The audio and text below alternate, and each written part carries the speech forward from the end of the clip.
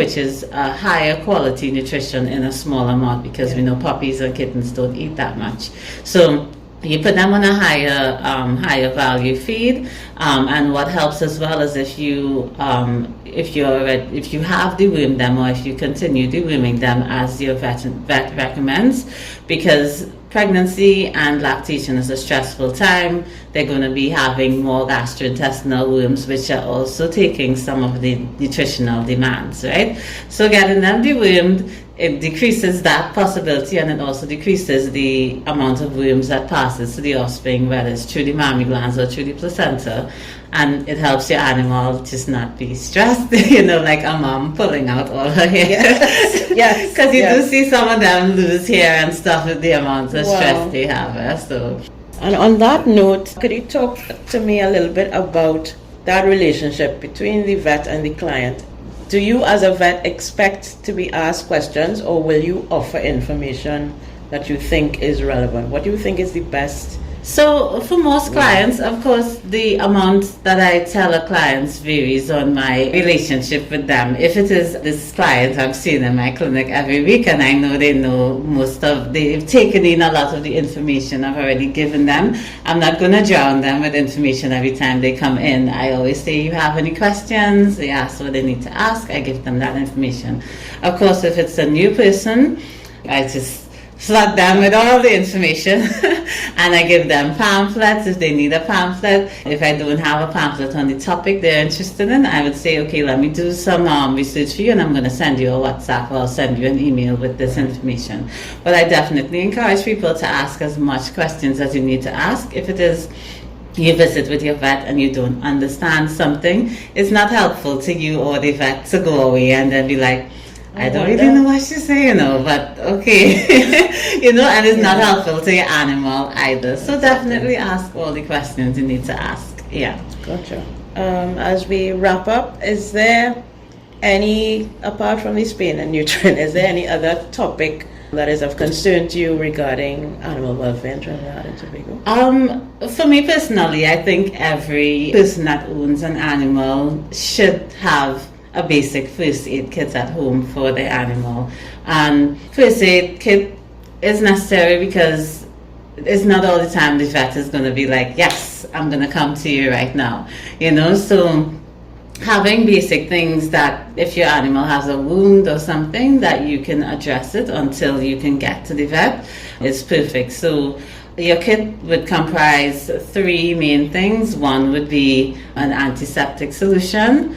The one I prefer to use is salve or Savlon. That solution, you have to dilute it with water. So they usually have instructions on the back of it of how to dilute it. Don't make up a mix. Follow the directions. Follow the directions because you can cause more damage than help, right? The second thing is having an over-the-counter antibiotic cream, and one that's readily available at most pharmacies is Sylvan cream. So you can apply that to whatever wound, and I always tell people apply it sparingly, apply it like a lotion and rub it in, don't apply it like mayonnaise, because again, it will cause more damage than help, and your animal is going to lick it off, right? And the third thing you should have is something that's larvicidal. The most popular one is Negasant powder, but of course Negasant is not the safest thing to use in cats. So with cats, I just advise cleaning and using the Sylvan cream. There's also another spray called Vet spray, which is antibiotic, and it kills larvae and keeps away flies as well. So if you're using that, then you can skip the Sylvan cream step and just use that alone. But we're going to show you some pictures, so you'll see what I'm talking about. Yes, definitely. Thank you very much, Dr. Straker, for speaking with us here. This will be episode 4 of Animalia, and I'm sure we'll speak again. Thank you for having me.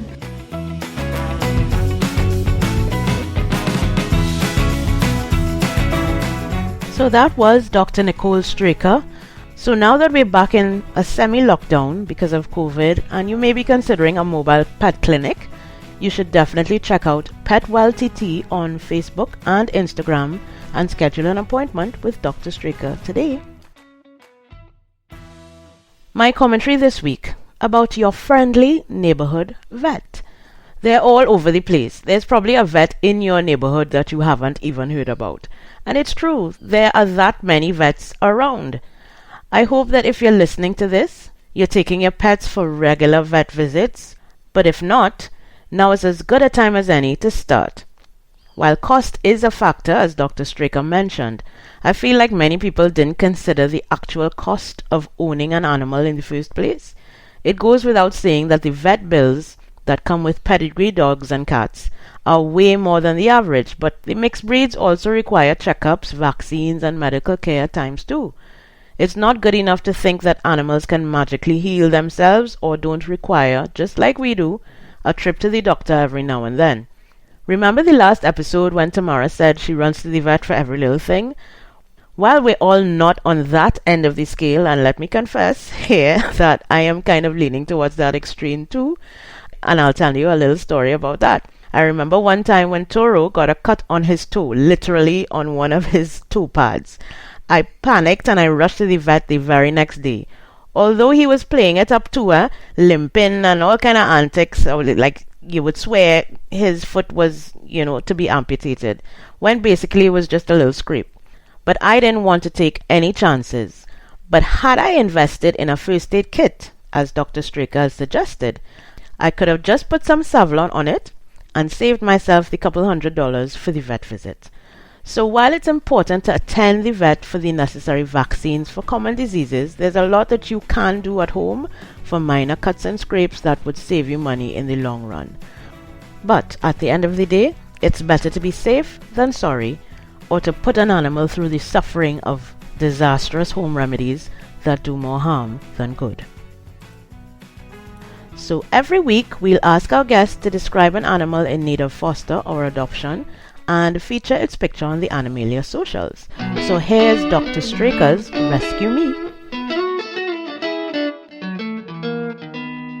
So Lila, she's a cute little cat my friend has, Dr. Sammy. So basically the story of Lila is her mom came to my friend's neighbor and made a whole litter of kittens. So there are several of them to be adopted, but I'm going to highlight Lila. She should be about a 9-week-old female kitten. She is still to be spayed, so whoever's adopting her, just know that she will be spayed. She is a little cute white and kind of stripe on her head kitten, very adorable, but still learning to come out of her shell. So anybody that wants to give a kitty TLC, she's happy to snuggle up with you at night, but she might be a little sneaky during the day.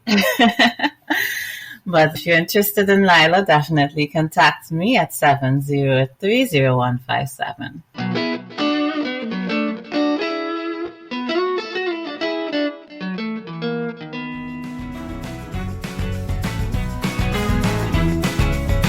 And that's episode 4 of Animalia.